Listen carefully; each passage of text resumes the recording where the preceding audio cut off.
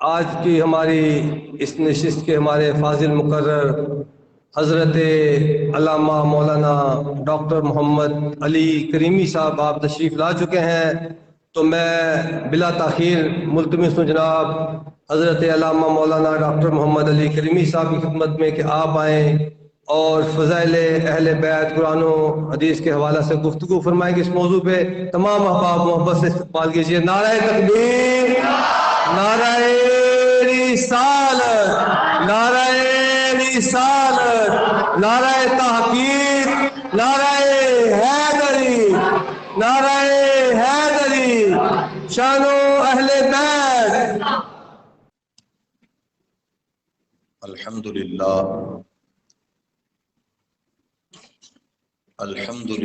الذی وحدہ والصلاة والسلام علی من لا نبی بعدہ، اما بعد فاعوذ باللہ من الشیطان الرجیم، بسم اللہ الرحمن الرحیم، انما یرید اللہ لیذہب عنکم الرجس اہل البیت وَيُطَهِّرَكُمْ تَطْهِيرًا۔ صدق اللہ العظیم وصدق رسولہ النبی الکریم الامین۔ ان اللہ وملائکتہ یصلون علی النبی یا ایہا الذین آمنوا صلوا علیہ وسلموا تسلیما۔ الصلاة والسلام علیک یا سیدی یا رسول اللہ وعلى آلك وأصحابك يا سيدي يا حبيب الله، الصلاة والسلام عليك يا سيد المرسلين وعلى آلك وأصحابك يا خاتم النبيين، مولاي صل وسلم دائما أبدا على حبيبك خير الخلق كلهم۔ تیری نسل پاک میں ہے بچہ بچہ نور کا، تیری نسل پاک میں ہے بچہ بچہ نور کا، تو ہے عین تیرا سب گھرانہ نور کا۔ کیا بات رضا اس چمنستان کرم کی، زہرا ہے کلی جس میں حسین اور حسن پھول، خون خیر الرسل سے ہے جن کا خمیر، ان کی بے لوث طینت لاکھوں سلام۔ حمد و ثنا اور بارگاہ اہل بیت کرام میں نذرانے عقیدت پیش کرنے کے بعد میں سب سے پہلے بزم الفاروق مسجد ہذا کی انتظامیہ، معاونین اہل محلہ، ان کو ہدیہ تبریک پیش کرتا ہوں جنہوں نے اپنی سابقہ روایات کو برقرار رکھتے ہوئے عظیم الشان 11 روزہ اجلاس کا اہتمام کیا، اور آج اس اجلاس کی 8ویں نشست میں میں اور آپ شرکت کی سعادتیں حاصل کر رہے ہیں۔ دعا ہے رب قدوس کی بارگاہ میں اللہ تعالیٰ ان اجلاس میں شریک ہونے والے ہمارے اسلاف، ہمارے بزرگ، بالخصوص ان پروگرام کے بانیان میں سے چودھری محمد صدیق سیکٹری صاحب اور دیگر مسجد کے انتظامیہ اور اہل محلہ جو اس وقت عالم فانی سے بقا کی طرف کوچ کر گئے، اللہ تعالیٰ سب کے درجات کو بلند فرمائے، اور یہ سعی جمیلہ، یہ کار خیر جو جاری و ساری ہے، اللہ تعالیٰ اس کا اجر اور ثواب بھی ان کو عالم برزخ میں عطا فرمائے۔ گرامی قدر حضرات، اسلام چند نظریات اور چند توہمات کا نام نہیں ہے، بلکہ دین اسلام عقائد اور اعمال کے مکمل ضابطۂ حیات کا نام ہے، اور یہ ہے جو ہمیں قرآن سے اور سنت مصطفیٰ صلی اللہ تعالی علیہ وسلم سے ملتا ہے۔ جناب سیدنا حضرت علی المرتضی شیر خدا کرم اللہ وجہہ الکریم نے جس وقت خارجیوں سے بات کرنے کے لیے حضرت عبداللہ ابن عباس کا انتخاب کیا، اس امت کے سب سے بڑے مفسر حبر الامہ حضرت عبداللہ ابن عباس جس وقت خارجیوں سے گفتگو کرنے کے لیے جانے لگے تو حضرت مولا علی نے کہا کہ تم بات میں صرف قرآن نہ پڑھنا، اپنی گفتگو میں حدیث مصطفیٰ بھی پڑھنا۔ حضرت عبداللہ ابن عباس عرض کرتے ہیں کہ ہم وہ ہیں کہ جن کے گھروں میں قرآن کی آیتیں اتری ہیں، ہم نے نزول قرآن کو اپنی آنکھوں سے دیکھا ہے، صبح و شام اپنی آنکھوں سے قرآن کی آیات کے نزول کے ایک ایک واقعے کے ہم گواہ ہیں۔ ہم سے بڑھ کر قرآن کی آیات کے معنی و مطالب کو کون جان سکتا ہے؟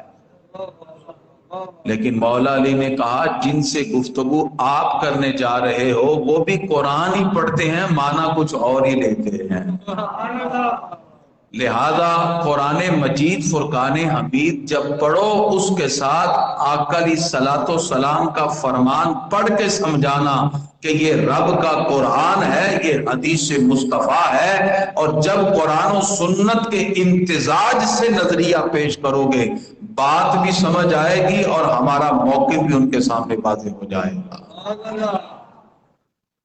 تو میں اپنی گفتگو کے آغاز سے ہی یہ بات آپ کے سامنے بطور تمہید پیش کر رہا ہوں کہ کامیابی کی راہیں اسی وقت ہمارے لیے کشادہ ہوتی ہیں کہ جب ہم قرآن مجید فرقان حمید کی آیات کو سمجھنے کے لیے احادیث مصطفیٰ صلی اللہ تعالی علیہ وسلم کا سہارا لیں، آیات بینات کے معنی کو اور ان کے مطالب کو کما حقہ سمجھنے کے لیے رسول اللہ صلی اللہ تعالی علیہ وسلم کے فرمان کی ضرورت ہے، اور اس کے بغیر ہم قرآن کی اصل مراد تک پہنچ ہی نہیں سکتے۔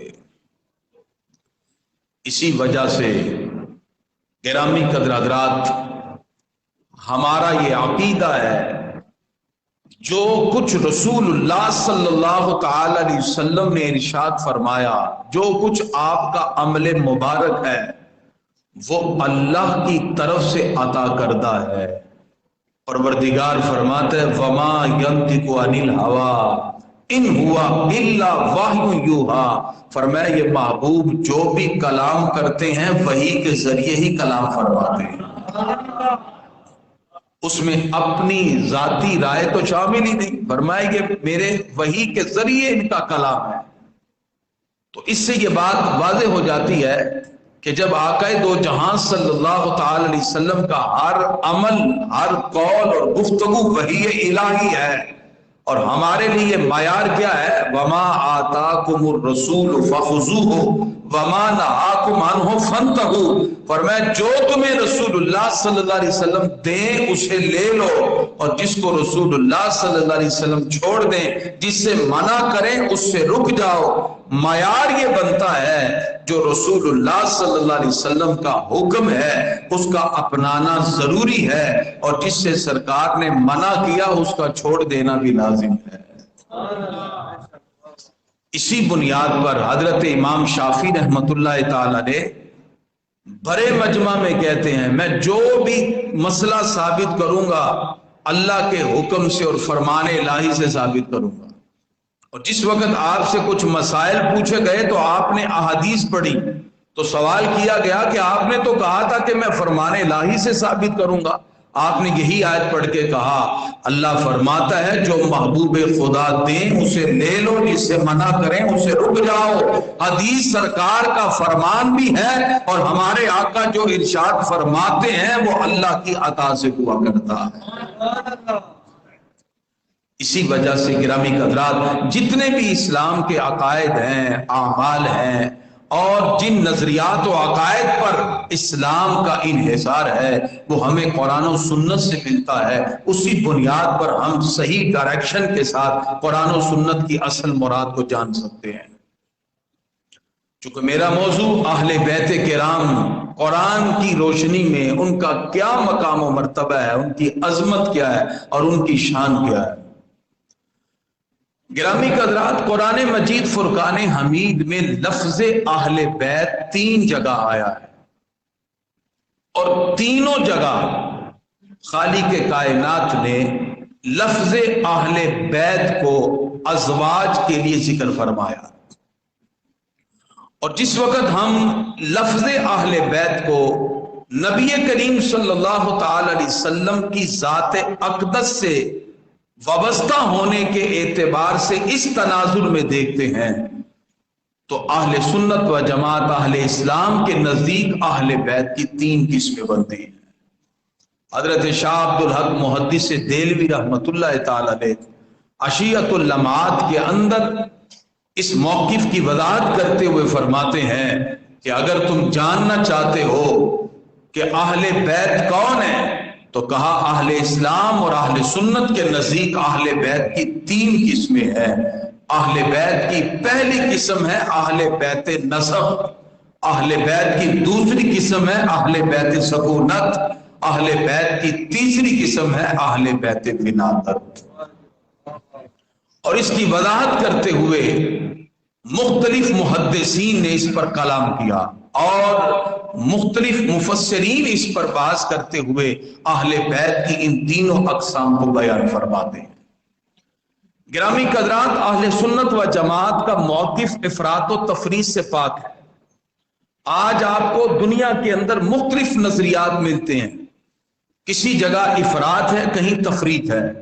और अल्लाह रब्बुल इज़्ज़त ने जो मौक़िफ़ अहले सुन्नत व जमात को अता किया, कुरान और सुन्नत की जो खूबसूरत तावीलात और कुरान और सुन्नत का जो खूबसूरत खुलासा इस हवाले से हमें मिलता है, उसके अंदर अहले बैत की 3 अक़साम बयान करते हुए हमारे असलाफ और बुजुर्गान दीन ने इन तीनों अक़साम की अजमत को बयान करते हुए अहले बैत की शान को जिक्र फरमाया है। इससे पहले कि हम कुरान मजीद से और अहादीस मुबारका से इस मजमून पर बात करें और इसकी हकीकत और रियलिटी तक पहुंचे, तारीखी पस मंजर में इसकी हकीकत को जाने, उससे पहले ये समझिए कि अहले बैत है कौन। गिरामी हज़रात, अहले बैत दर हकीकत 2 लफ्ज का मजमुआ है। अहल का मतलब है वाला और बैत का मतलब है घर। लुग़वी तौर पर अहले बैत कहते हैं घर वाला, और अगर हम इस्तिलाही एतबार से इसके मानी और मफाहीम को समझें तो इसकी पहली किस्म है अहले बैत नसब। अहले बैत नसब से मुराद हमारे आका अलैहिस्सलातु वस्सलाम के दादा जनाब हजरत अब्दुल मुत्तलिब की जितनी औलाद कलमा पढ़ के मुसलमान हो गई वो सारी अहले बैत नसब में दाखिल है। उनमें हजरत अमीर हमजा रज़ी अल्लाह तआला अन्हु भी है, उनमें हजरत अब्बास रज़ी अल्लाह अन्हु, आले अकील भी आते हैं, आले हारिस भी आते हैं, हजरत जनाबे सैयदना हजरत अमीर हमजा रज़ी अल्लाह तआला अन्हु आका अलैहिस्सलातु वस्सलाम के वो प्यारे चचा हैं कि जिनकी शहादत के वक्त नबी करीम सल्लल्लाहु ताला अलैहि वसल्लम इतना रोए कि सहाबा कहते कि हमने आज तक सरकार को इतना रोते हुए नहीं देखा। और सरकार दो आलम अलैहिस्सलातु वस्सलाम उनके जनाजे पर 1 बार नहीं, 2 नहीं, 3 नहीं, आका अलैहिस्सलातु वस्सलाम ने 70 मरतबा उनके लिए जनाजे की दुआ पढ़ाई और मग़फ़िरत की दुआ की। 40 मरतबा नबी करीम सल्लल्लाहु ताला अलैहि वसल्लम की तख़सीस एक मैयत पे दुआ करते हैं और 70 मरतबा हजरत अमीर हमजा रज़ी अल्लाह ताला अन्हु के लिए दुआ का इत्तिमाम फरमाते हैं। तो अहले बैत नसब में सरकार के दादा हजरत अब्दुल मुत्तलिब की जितनी औलाद इस्लाम कबूल करती है तो वो कौन है जी? अहले बैत नसब। मेरी कोशिश होगी मैं मुकर्रराना अंदाज की बजाय तदरीस के अंदाज में बात करूं ताकि कुछ ना कुछ समझा सकूं, और मेरी कोशिश ये भी होगी कि इन नजरियात की बुनियाद पर अहले बैत के हवाले से अहले सुन्नत व जमात का जो मौक़िफ़ है वो भी आपके सामने इस तरह वादे किया जाए कि आज जो इफरात व तफरीद की 2 जुदा जुदा खलीज पर खड़े होकर इन पाक हस्तियों के बारे में नित नए नजरियात के एतबार से गुफ्तगू करते नजर आते हैं। हमारे असलाफ ने जिस खूबसूरत अंदाज में इन पाक हस्तियों का जिक्र करते हुए इनकी अजमत को जिक्र किया, वो अजमत भी आपके सामने खुल के वादे हो जाए। تو اس اعتبار سے اہل بیت کی پہلی قسم اہل بیت نسب ہے، جس سے مراد رسول اللہ صلی اللہ تعالی علیہ وسلم کے دادا حضرت عبد المطلب کی وہ اولاد جس نے اسلام کو قبول کیا، وہ سارے کے سارے اہل بیت نسب میں داخل ہیں۔ سبحان اللہ۔ اہل بیت کی دوسری قسم ہے اہل بیت سکونت۔ اہل بیت سکونت سے مراد وہ پاک ہستیاں ہیں جن کا اگرچہ خاندانی اعتبار سے رسول اللہ صلی اللہ علیہ وسلم سے کوئی تعلق نہ بھی ہو، لیکن یہ وہ پاک ہستی ہیں جو نکاح کے ذریعے دامن مصطفیٰ سے وابستہ ہو گئی۔ سبحان اللہ۔ ان کو کہتے ہیں اہل بیت سکونت۔ اللہ تعالیٰ نے قرآن مجید فرقان حمید کے اندر ان کی حقیقت اور عظمت کو متعدد مقام پہ بیان کیا۔ اللہ تعالیٰ ارشاد فرماتا ہے، یا نساء النبی لستن کاحد من النساء، اے میرے محبوب کی بیویوں، اس بات کو دل میں بٹھاؤ، کائنات کی کوئی عورت مرتبے اور مقام اور درجے میں تمہارے مرتبے تک پہنچ ہی نہیں سکتی۔ اللہ تعالیٰ نے سرکار کی ازواج مطہرات کو براہ راست خطاب کیا، یا نساء النبی لستن کاحد من النساء۔ اس سے پتہ چلا نبی کریم صلی اللہ تعالی علیہ وسلم کے دامن سے وابستہ ہونے والی یہ پاک ہستیاں جن کے بارے میں اللہ رب العزت نے قرآن مجید میں ارشاد فرمایا، وَأَزْوَاجُهُ أُمَّهَاتُهُمْ، جو میرے محبوب کی بیویاں ہیں وہ پوری امت کی مائیں ہیں۔ تو ازواج مطہرات کے لیے اللہ تعالیٰ نے قرآن مجید میں فرمایا کہ وہ امت کی کیا ہیں جی؟ مائیں ہیں۔ اسی لیے ان کا ادب، ان کا احترام، ان کی عزت اور ان کے بارے میں ہر اعتبار سے احترام کا نظریہ رکھنا اور یہ عقیدہ رکھنا کہ جو دامن مصطفیٰ سے وابستہ ہوئی وہ اپنی مرضی سے دامن مصطفیٰ سے وابستہ ہوئی نہیں۔ اللہ قرآن مجید میں ارشاد فرماتا ہے، اِنَّا أَحْلَلْنَا لَكَ أَزْوَاجَكَ، محبوب یہ ایک بھی نکاح آپ نے اپنی مرضی سے کیا ہی نہیں، یہ ساری ازواج مطہرات ہم نے حلال کر کے آپ کے نکاح میں کر دی۔ تو اس اعتبار سے نبی کریم صلی اللہ علیہ وسلم کے تعدد ازواج پر بہت سے سوالات لوگوں نے اٹھائے مختلف انداز میں، لیکن اس میں ہزارہاں حکمتیں پوشیدہ ہیں۔ تو میں گرامی قدرات یہ بات واضح کرنا چاہوں گا، ایک وہ بات ہے جو ہم اپنی عقل سے سوچتے ہیں اور ایک وہ ہے جو اللہ اپنی حکمت کے ذریعے عطا فرماتا ہے۔ ہم اپنی عقل سے، اپنے شعور سے، اپنے ادراک سے، اپنی مینٹیلٹی سے، اپنی فکر سے، اپنی تھنکنگ پار سے، اپنے وہار سے جتنا بھی سوچ لے، ہماری بصیرت اور اللہ کی حکمت میں اتنا ہی فرق ہے جتنا زمین و آسمان کے درمیان فرق ہے، بلکہ اس سے بھی زیادہ فرق ہے۔ ہماری بصیرت اور اللہ کی حکمت میں کون سا تقابل ہو سکتا ہے؟ اللہ رب العزت کا ہر عمل اور ہر حکم کسی حکمت کے تحت ہے۔ اس لیے میں نے اپنی گفتگو کے آغاز میں کہا کہ جتنے بھی احکام ہمارے لیے آئے ہیں احادیث مبارکہ کی صورت میں ہے، ہمارے لیے محور و مرکز مکین گنبد خضرا ہے۔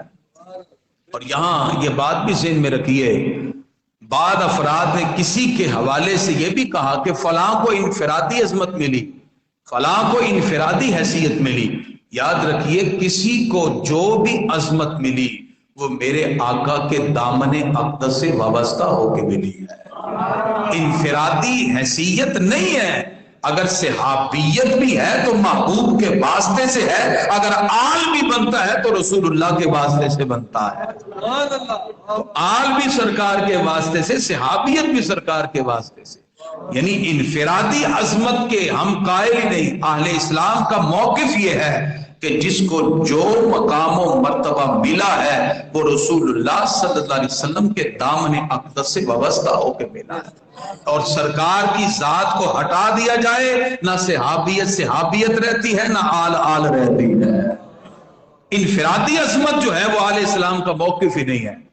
اسی وجہ سے اگر ہم آج اپنی سوچ اور بصیرت میں اور نت نئے تاریخی واقعات کے پس منظر میں نت نئے سوالات اٹھائیں، اور اگر کوئی پاک ہستیوں کے بارے میں ان واقعات کے پس منظر کے اعتبار سے بات کریں تو یاد رکھیے وہ تاریخی جتنے بھی اوقات ہیں، وہ تاریخی جتنے بھی واقعات ہیں، وہ تاریخی جتنے بھی پس مناظر ہیں، وہ سارے کے سارے اپنے جگہ جب قرآن و سنت کے اندر ایک موقف واضح ہو جائے تو وہ عقیدے کا درجہ رکھتا ہے، اور ان عقائد کے مقابلے میں ان عقلی موشگافیوں کی کوئی حیثیت بچتی ہی نہیں ہے۔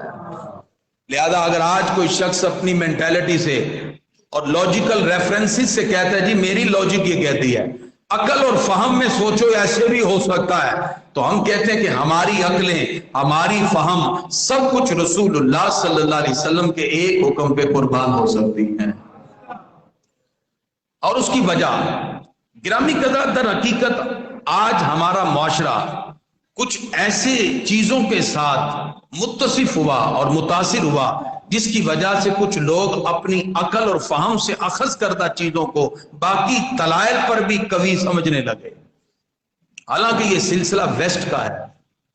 دنیا کے جتنے مذاہب ہیں ان کا تعلق نظریات سے ہوتا ہے۔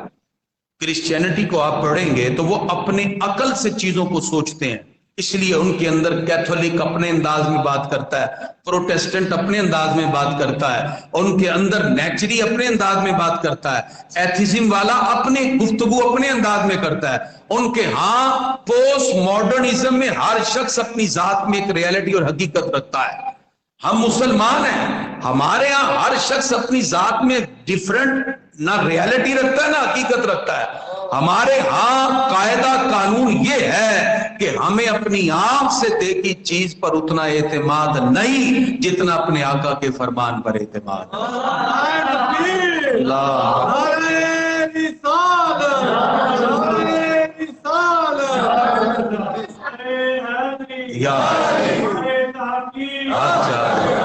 اور یہی وجہ ہے آج ویسٹ کو سب سے زیادہ ہم سے یہی پرابلم ہے کہ یہ مسلمان کیوں نہیں لاجیکل ریفرنس کی طرف آتے، یہ کیوں 1400 سال پہلے قرآن و حدیث پہ بیٹھے ہوئے ہیں۔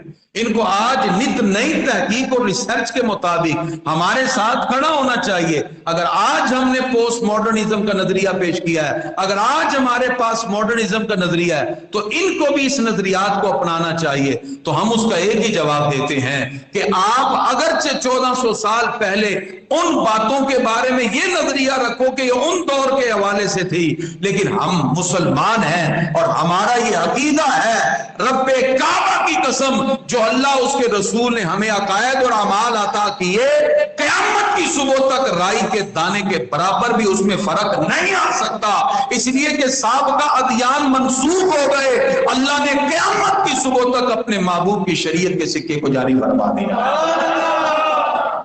اب نہ یہ دین میں کوئی تبدیلی ہو نہ شریعت میں تبدیلی، جو موقف آقا علیہ الصلوۃ والسلام نے اہل اسلام کا بتا دیا، ہر مسلمان پر لازم ہے اپنے محبوب کی ایک ایک ادا کو اپنے سینے سے لگائے، اس کو محفوظ رکھے، دنیا میں بھی کامیابی اور آخرت میں بھی کامیابی۔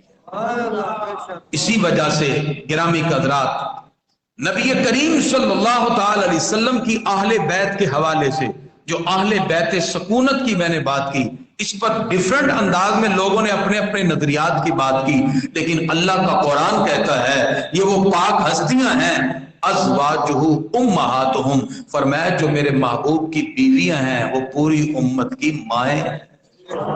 فرمایا یہ اپنی مرضی سے نکاح ہوئے ہی نہیں، انا احللنا لک ازواجک، اللہ فرماتا ہے یہ ساری عورتیں حلال کر کے ہم نے آپ کے نکاح میں کر دی۔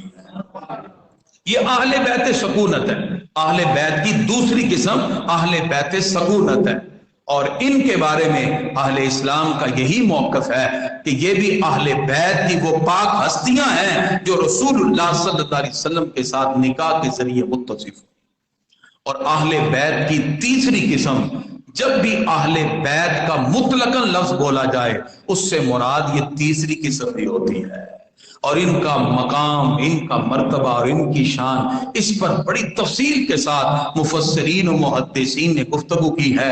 یہ اہل بیت ولادت کون ہے؟ اہل بیت ولادت کا پہلا مصداق تو ہمارے آقا کی اپنی بیٹے اور بیٹیاں ہیں، یہ اہل بیت ولادت میں ہے۔ نبی کریم صلی اللہ علیہ وسلم کی 4 بیٹیاں، आप सल्लल्लाहु अलैहि वसल्लम की बड़ी बेटी हजरत ज़ैनब रदी अल्लाह तआला अन्हा, आका अलैहिस्सलाम की दूसरी बेटी जनाब हजरत रुकैया रदी अल्लाह तआला अन्हा, आका अलैहिस्सलाम की तीसरी बेटी हजरत उम्मे कुलसूम रदी अल्लाह तआला अन्हा, आका अलैहिस्सलाम की चौथी प्यारी लाडली बेटी मलका फिरदौस बरी, नूर चश्मे रहमतुल लिल आलमीन, सैयदा कायनात, सैयदा निसाए अहल जन्नह, जिनका नाम आए तो सर भी अदब से झुक जाता है, हजरत फातिमा ज़हरा रदी अल्लाह तआला अन्हा व सलामुल्लाहि अलैहा हैं। और ये वो सरकार की प्यारी लाडली बेटी हैं जिनके बारे में सरकार फरमाते हैं, फातिमा तो बिदअतुम मिन्नी, फातिमा मेरे जिस्म का टुकड़ा है। आका अलैहिस्सलाम की चारों बेटियां ये भी आहले बैते विलादत में है, जो तीसरी किस्म है। फिर नबी करीम सल्लल्लाहु अलैहि वसल्लम के तीन बेटे, सरकार दो आलम अलैहिस्सलाम के बड़े बेटे हजरत कासिम, जिनकी वजह से हमारे आका को अबुल कासिम कहा जाता है, उनकी कुन्नियत अबुल कासिम है। नबी करीम सल्लल्लाहु अलैहि वसल्लम के दूसरे बेटे हजरत अब्दुल्ला, जिनको तय्यब व ताहिर भी कहा जाता है। आका अलैहिस्सलाम के तीसरे बेटे हजरत इब्राहिम हैं, जो हजरत मारिया किब्तिया से हैं। ये चारों बेटियां और तीनों बेटे रसूलुल्लाह सल्लल्लाहु ताला अलैहि वसल्लम से बराए रास्त ताल्लुक रखने वाले हैं। इनको भी आहले बैते विलादत में शुमार किया जाता है। और गिरामी कदरात, आहले बैते विलादत का जो मिसदाके अतम बने, उनकी तो शान ही निराली है। जब आका अलैहिस्सलाम की चच्ची हजरत उम्मे फजल सरकार से पूछती हैं, प्यारे आका मैंने बड़ा अजीब ख्वाब देखा है और डर रही हूं कि मैं आपको वो सुनाऊं। आका अलैहिस्सलाम फरमाते हैं, चच्ची डर क्यों रही है, सुनाओ तो सही, क्या देखा है। अर्ज किया, मैंने ख्वाब में देखा है आपके जिस्म का टुकड़ा काट कर मेरी गोद में डाल दिया गया है। आका अलैहिस्सलाम मुस्कुराए और ख्वाब की ताबीर बताते हुए सरकार कहते हैं, मेरी प्यारी बेटी मलका फिरदौस बरी, नूर चश्मे रहमतुल लिल आलमीन, सैयदा कायनात हजरत फातिमा ज़हरा के यहाँ बेटे की विलादत होगी, वो बेटा तरबियत के लिए तुम्हारी गोद में डाल दिया जाएगा। पता चला ये वो आहले बैत हैं जो रसूलुल्लाह सल्लल्लाहु अलैहि वसल्लम के जिस्म का टुकड़ा भी है और हमारे आका की नस्ल की असल भी है, जिस पर आला हजरत भी पुकार उठे, खूने खैरुर रसूल से है, जिनका खमीर उनकी बेलौस तीनत पे लाखों सर। और जिस वक्त इमाम अली मकाम इमाम हुसैन रदी अल्लाह अन्हु की विलादत होती है, आका अलैहिस्सलाम अपना लुआबे दहन डालते हैं, जिनकी उड़ती में रसूलुल्लाह सल्लल्लाहु अलैहि वसल्लम का लुआबे दहन हो। इसी वजह से इनकी रगों में जो खून दौड़ता रहा और जो इन्होंने आका अलैहिस्सलाम के कुर्ब में रहकर जुर्रत और बहादुरी के असबाब सीखे हैं, अहले बैत की शान ये थी जिन्होंने करबला के रेज़गाह में उतरकर उन बहादुरी के जोहर दिखाकर पूरी दुनिया के सामने वाज़े कर दिया कि खालिक के कायनात ने जो अजमतें हमें अता की हैं, उन्हीं अजमतों की वजह से रब्बे कुद्दूस ने इम्तिहान भी हमसे आला लिया है। इसमें हजरत इमाम हुसैन रदी अल्लाह अन्हु, हजरत इमाम हसन रदी अल्लाह अन्हु, आका दो जहां सल्लल्लाहु ताला अलैहि वसल्लम के ये नवासे, जिनके बारे में आका अलैहिस्सलाम ने इख्तिसास से कहा, फरमाया इन्नल्लाह जअला ज़ुर्रियता कुल्ले नबीन फी सुल्बिही, बेशक अल्लाह ने हर नबी की औलाद को उसकी पुश्त में रखा। वलाकिन्नल्लाह जअला ज़ुर्रियती फी सुल्बि अली इब्न अबी तालिब, अल्लाह ने मेरी नस्ल पाक के लिए सुल्बे अली को पसंद फरमा लिया है। अब सुल्बे अली है, बतने फातिमा ज़हरा तक नस्ल मुस्तफा की चल रही है। अब हमारे यहाँ अहले बैत का क्राइटेरिया 5 नहीं है, 12 नहीं है। हमारे यहाँ अहले सुन्नत का मौकफ ये है, तेरी नस्ल पाक में है बच्चा बच्चा नूर का, तू है ऐने नूर तेरा सब घराना नूर का। अहले बैत के हवाले से अहले सुन्नत व जमात का यह मौकफ, और इसी बुनियाद पर जो अहले बैते विलादत है, इनका अदब, इनका एहतराम, इनकी अजमत, इनकी रिफत और इनकी शानों को हम सरबुलंदी से जिक्र फरमाते हैं, इसलिए कि ये वो पाक हस्तियां हैं जो रसूलुल्लाह सल्लल्लाहु ताला अलैहि वसल्लम से वो कमाल फैज पाने वाली हैं। नबी करीम सल्लल्लाहु अलैहि वसल्लम कभी सजदे में हैं तो पुश्त पर इमाम हुसैन हैं, कभी आका अलैहिस्सलातु सलाम सवारी बने हैं तो हजरत इमाम अली मकाम सवार बने हैं, कभी हजरत इमाम अली मकाम सरकार के कंधों पे बैठे हैं। नबी करीम सल्लल्लाहु ताला अलैहि वसल्लम जिस तरह खजूर मुंह में डाल के कोई चूसता है, हजरत इमाम हुसैन की जुबान अपने मुंह में डाल के चूसा करते।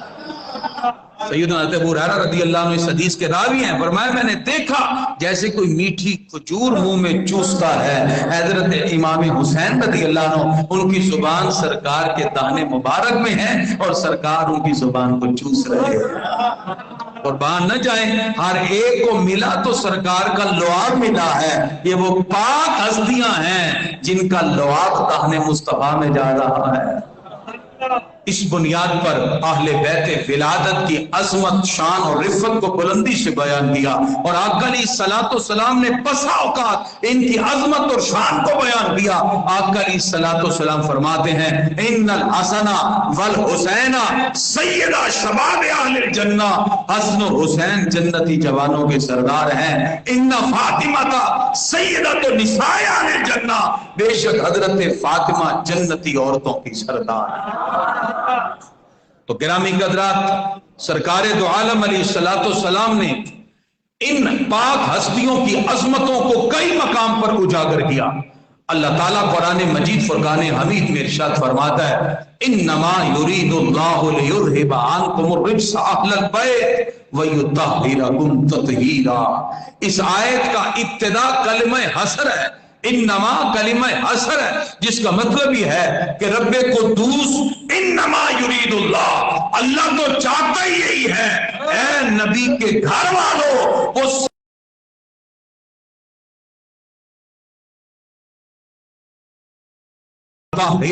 तत्हीरा। और आका अलैहिस्सलातु सलाम ने इस आयत के नाजिल होने के बाद मुनक्किस चादर को अपने ऊपर लिया है। हजरत इमाम हसन रज़ियल्लाहु अन्हु को सरकार ने गोद में लिया, हजरत इमाम हुसैन भी आ गए, सैयदा कायनात को बुलाया, हजरत मौला अली को बुलाया। जब पंज तन पाक इस मुनक्किस चादर में आ गए तो हमारे आका हाथ उठाते हैं अल्लाहुम्मा हाउलाए अहलु बैती, या अल्लाह ये मेरी आले बैत हैं, फज़हब अन्हुमुर रिज्सा, इनसे नापाकी को दूर कर दे, व ताहिरहुम तत्हीरा, चादर तत्हीर का साया दायमी तौर पर इन पर डाल दे। नबी करीम सल्लल्लाहु ताला अलैहि वसल्लम ने इस आयत करीमा का मिस्दाक अपने कौल से वादे करते हुए फरमाया कि रसूलुल्लाह सल्लल्लाहु ताला अलैहि वसल्लम का फरमाने आलिशान कुरान की आयत के नज़ूल के साथ साथ जब आता है तो उसके अंदर फिर तावील की गुंजाइश नहीं रहती। आका अलैहिस्सलातु सलाम ने इन पाक हस्तियों को चादर में दे के बताया कि ये अहले बैते विलादत हैं, ये पंजतन पाक हैं जिनको हमने तहारत और पाकीज़गी अता फरमा दी। और फिर सिर्फ यहीं तक नहीं, जिस वक्त नजरान के ईसाइयों के साथ मुबाला होता है, नबी करीम सल्लल्लाहु अलैहि वसल्लम से मुबासा होता है, वो अकली दलाइल पेश करते हैं कि देखिए जी ईसा अलैहिस्सलाम का अगर बाप नहीं है तो वो अल्लाह के बेटे हैं। आका अलैहिस्सलातु सलाम फरमाते हैं उनके तो बाप नहीं है, हजरत आदम के तो माँ बाप ही नहीं है, फिर वो किनके बेटे हैं? वो भी अल्लाह के बेटे हैं, नाउज़ुबिल्लाह। अब उनके पास कोई जवाब न था। जब इत्माम हुज्जत पूरी हो गई, आका अलैहिस्सलातु सलाम फरमाते हैं इन कज बासियों को छोड़ो, आओ हम खुले मैदान में आते हैं, तुम भी आओ हम भी आए। रब की बारगाह में हाथ उठाते हैं। परवरदिगार कुरान मजीद में इरशाद फरमाता है फकुल तालो नदउ अबनाना व अबनाकुम, फरमाया आ जाओ तुम अपने बेटे लाओ, हम अपने बेटे लेके आते हैं। व निसाना व निसाकुम व अबनाना व अबनाकुम, फरमाया हम अपने बेटे तुम अपने बेटे, हम तुम अपनी जाने लाओ हम अपनी जाने लाते हैं। सुम्मा नब्तहिल, फिर हम मुबाला करेंगे और रब की बारगाह में हाथ उठा के कहेंगे फनजअल लानतल्लाहि अलल काज़िबीन, जो झूठा होगा उस पे अल्लाह की लानत होगी। अब की शान से आए हैं। नबी करीम सल्लल्लाहु अलैहि वसल्लम जिस वक्त आए, आका अलैहिस्सलाम की गोद में हजरत इमाम हुसैन है, नन्हे हुसैन को गोद में उठाया है, नन्हे हसन चल रहे हैं, आका अलैहिस्सलाम की उंगली पकड़कर हजरत सैयदा कायनात हैं, हजरत मौला अली हैं। जब ये पाक हस्तियां आगे बढ़ रही हैं, हमारे आका नन्हे शहजादों से कहते हैं, जब मैं मैदान में पहुंचकर दुआ करूं तुम भी नन्हे हाथ उठा के आमीन कह देना। जब आका अलैहिस्सलाम को आते हुए देखा, वो नजरान के ईसाइयों ने दूर से कहा, ये पाक हस्तियों के चमकते चेहरे हम देख चुके हैं, अगर आज हम इनके सामने खड़े हो गए तो फिर हमारा वजूद इस दुनिया में नहीं रहेगा। वो सारे के सारे वहां से भाग गए। आका अलैहिस्सलाम ने इस मकाम पर भी वाज़ेह किया, ये वो पंजतन पाक हैं जिन पर चादर तत्हीर का साया भी है। और परवरदिगार ने जब दीन को साबित करने के हवाले से मुबाले का मौका दिया तो हमारे आका भी इन पाक हस्तियों के साथ ही मैदान अमल में आए।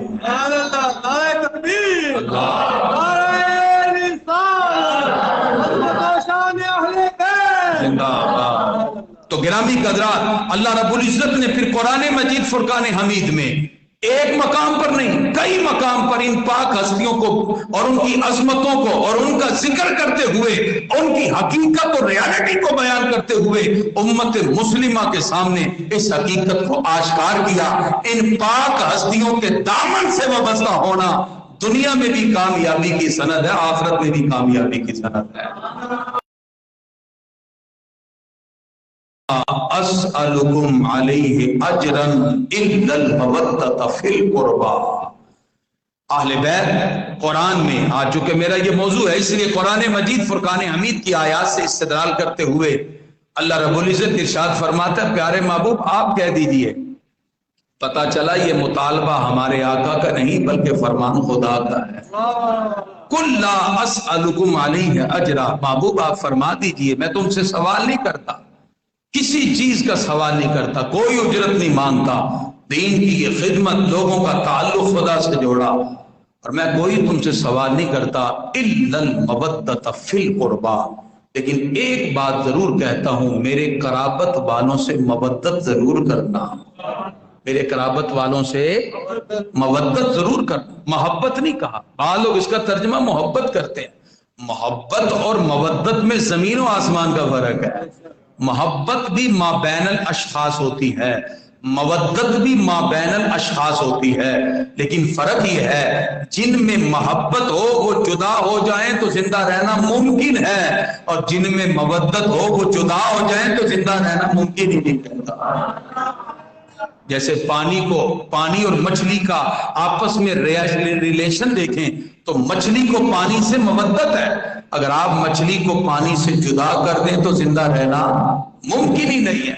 इस वजह से फरमाया कि मवद्दत करनी है, यानी अपने ईमान का हिस्सा समझना है अहले बैत की मोहब्बत को, और जब इस मवद्दत और मोहब्बत की कैफियत को अपने दिल में जगह दोगे दुनिया में भी कामयाबी और आखिरत में भी कामयाबी है। नबी करीम सल्लल्लाहु अलैहि वसल्लम एक दिन हजरत सैयदा कायनात के घर में जलवा फरमाए, रात का वक्त हो गया, सरकार वहीं सो गए। हजरत मौला अली भी माहवे इस्तराहत हैं, सैयदा कायनात भी माहवे इस्तराहत हैं, हजरत इमाम हसन हुसैन नन्हे शहजादे भी सरकार के करीब माहवे इस्तराहत हैं। अचानक इमाम हसन उठे और उन्होंने कहा जी पानी, जैसे बच्चे होते हैं रात को उठे पानी मांगे, तो कुर्बान न जाए इन शहजादों पर, ये पानी मांगे तो कौनैन के वाली इनके लिए पानी का इंतजाम है। हमारे आका उठे और पानी को तलाश किया, घर में पानी नहीं था, बकरी थी, आका अलैहिस्सलाम ने दूध दोया। इतनी देर में जब बच्चा कोई रोता दूसरा बच्चा भी उठ जाता, इमाम हुसैन भी बेदार हो गए। उन्होंने देखा हसन पानी मांग रहे, उन्होंने कहा जी मैंने भी पानी पीना है। अब सरकार ने दूध निकाला अपने हाथों से। अभी इस सारी गुफ्तगू के दौरान इमाम हसन और हुसैन की गुफ्तगू और बातों को सुन के सैयदा कायनात भी बेदार हो गई। अब सरकार ने दूध दोया और उसके बाद पहले नन्हे हसन को दिया, फिर हजरत हुसैन को दिया। जिस वक्त वो दूध पीने लगे तो सैयदा कायनात ने कहा, अब्बा जी आप ज्यादा प्यार हसन से करते हैं क्योंकि दूध आपने पहले उनको दिया, पर मैं ये तो मेरे दोनों फूल हैं, दोनों से प्यार है, पहले हसन ने मांगा इसलिए पहले हसन को दिया है। اب جب دودھ پی لیا، آقا علیہ الصلوۃ والسلام نے اس مقام پہ بڑا خوبصورت جملہ ارشاد فرمایا. سرکار فرماتے ہیں جس نے ان دونوں سے پیار کیا، اور سیدہ کائنات کی طرف اشارہ کر کے کہا ان سے پیار کیا، وَهَذَا الرَّاقِدُ، ان سونے والے مولا علی کی طرف اشارہ کر کے کہا جس نے ان سے پیار کیا، سرکار فرماتے ہیں کَانَ دَرَجَتِي فِي يَوْمِ الْقِيَامَةِ، اللہ قیامت میں جو درجہ مجھ محمد کو عطا کرے گا، اللہ ان سے پیار کرنے والوں کو بھی وہی درجہ عطا فرمائے.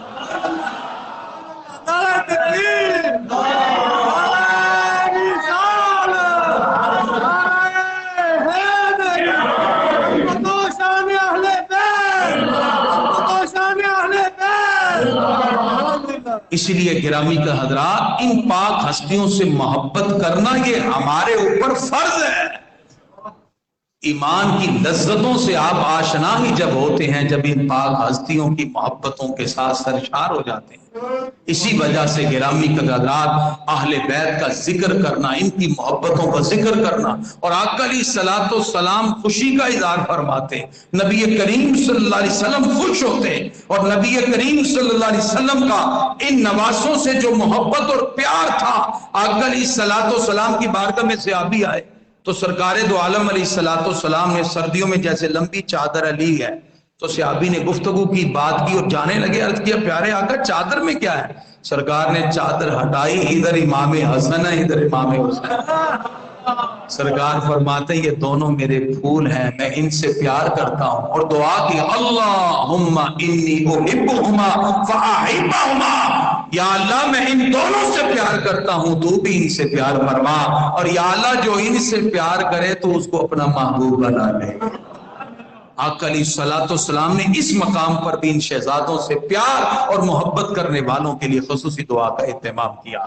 اسی وجہ سے گرامی حضرات، یہ وہ پاک ہستیاں ہیں جن کو نبی کریم صلی اللہ علیہ وسلم نے ہر مقام پر اپنی محبتوں کا خصوصی محور و مرکز رکھا. اور آج ان پاک ہستیوں کا ہم ذکر کرتے ہوئے رسول اللہ صلی اللہ تعالی علیہ وسلم کے انہی فرمودات کی روشنی میں اور فرامین کی روشنی میں ان کا محبت اور پیار والا وہ عمل پیش نظر رکھتے ہوئے ہم بھی ان کا ذکر خیر کرتے ہیں. اور یقیناً یہ وہ پاک ہستیاں ہیں جو ان کے دامن سے وابستہ ہوا دنیا میں بھی کامیاب ہو گیا، آخرت میں بھی کامیاب ہے.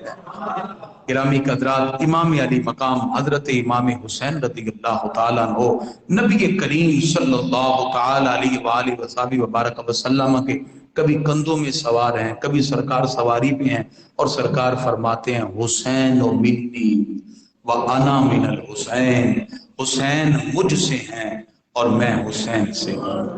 اس کی بہت سی تعویلات محدثین نے کی، بہت سے معنی اس کے بیان کیے کہ اس کا کیا مطلب ہے کہ حسین و منی، کہ حسین مجھ سے ہیں، وَأَنَا مِنَ الْحُسَيْنِ، اور میں حسین سے ہوں. اس کا ایک معنی یہ بھی بیان کیا کہ نبی کریم صلی اللہ علیہ وسلم یہ کہہ رہے تھے کہ حسین مجھ سے ہیں اور میں حسین سے ہوں، یعنی میری جو نسل پاک ہے اس کی اصل اگر کوئی ٹھہرے گا تو یہ حسین ٹھہرے گا. یہی امام علی مقام ہے جو میری نسل کے اصل ہیں. اور دوسرا جو معنی بیان کیا شاہ عبدالحق محدث دہلوی رحمۃ اللہ علیہ، آپ فرماتے ہیں سرکار اشارتاً فرما رہے تھے کہ جو شہادت کی تمنا میں نے کی ہے، اللہ میری شہادت کی اس تمنا کا مظہر عتم امام حسین کو بنا کر ان کی شہادت کے ضمن میں میری شہادت بھی ہو جائے.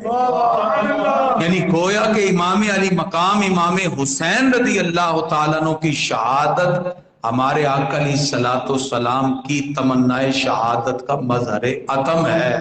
وہ جوہر شہادت کا جو تمنا اور جو خیال جو آقا علیہ الصلوۃ والسلام کی دعا رب کی بارگاہ میں تھی، لَوَدِدْتُ أَنْ أُقْتَلَ فِي سَبِيلِ اللَّهِ ثُمَّ أُحْيَا ثُمَّ أُقْتَلْ ثُمَّ أُحْيَا ثُمَّ أُقْتَلْ، یا اللہ میں تیری راہ میں اپنی جان دینا چاہتا ہوں، پھر مجھے زندہ کیا جائے، پھر شہید کیا جائے، پھر زندہ کیا جائے، پھر شہید کیا جائے.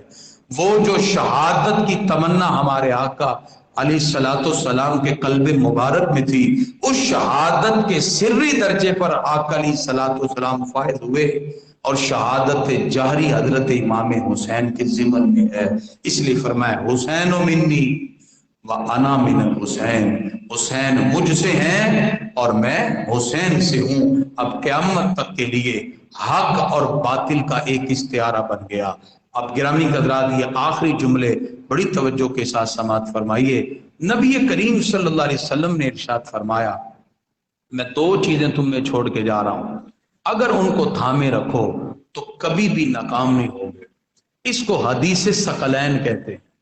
آقا علیہ الصلوۃ والسلام نے ان کو دو بڑی بھاری چیز کہا۔ اب آپ ذرا خود اندازہ لگائیں جو رسول اللہ صلی اللہ علیہ وسلم کے نزدیک بھاری ہو وہ کتنی بھاری چیز ہو۔ حدیث ثقلین میں آقا علیہ السلام فرماتے ہیں دو چیزیں چھوڑ کے جا رہا ہوں، فرمایا ایک قرآن ہے اور دوسرا عطرتی میری اہل بیت ہے۔ اور گرامی حضرات اس مقام پر یاد رکھیے آج جو مختلف گروہوں میں لوگ بٹے ہیں اس کی ایک بنیادی وجہ بھی یہ ہے، کچھ لوگوں نے تو صرف ایک موقف کو اپنایا اور اہل قرآن کا دعویٰ کرتے ہوئے اہل بیت سے برات کا اظہار کیا، وہ بھی حق کی راہوں سے ہٹے، اور کچھ صرف محب اہل بیت کا دعویٰ کرتے ہوئے قرآن کے سپاروں کا بھی انکار کر بیٹھے۔ تو دونوں انتہاؤں میں آپ کو مبارکباد ہے۔ اہل سنت و جماعت، اہل سنت کا ہے بیڑا پار، اصحاب حضور نجم ہیں اور ناؤ ہے عطرت رسول اللہ کی۔ اللہ رب العزت نے ہمیں یہ عظمت اور شان عطا کی ہے، ہم ان پاک ہستیوں کا ادب بھی کرتے ہیں۔ ایک ہاتھ میں اللہ کا قرآن ہے اور دوسرے ہاتھ میں اہل بیت کی محبت بھی ہے۔ قرآن اور اہل بیت کی محبت، قرآن اور اہل بیت کا وتیرہ یہی اپنانا، یہ ہماری کامیابی کی دلیل ہے۔ اور اس میں سمبولیکل ہمارے آقا علیہ الصلوۃ والسلام نے اشارتاً یہ بتا دیا اے لوگوں ہر چیز کا ایک ضابطہ اور قانون ہوتا ہے جن کو قواعد اور ضوابط کہتے ہیں، اور ایک اس کا عملی تصور ہوتا ہے۔ اور میں تمہیں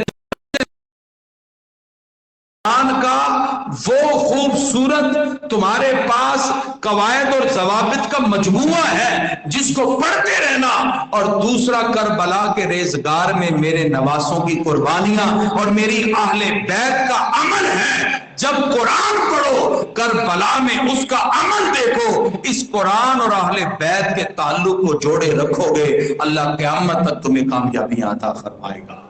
نبی کریم صلی اللہ علیہ وسلم فرماتے ہیں مثل اہل بیتی کا مثل سفینۃ نوح، فرمایا میری اہل بیت کی مثال کشتی نوح کی طرح ہے۔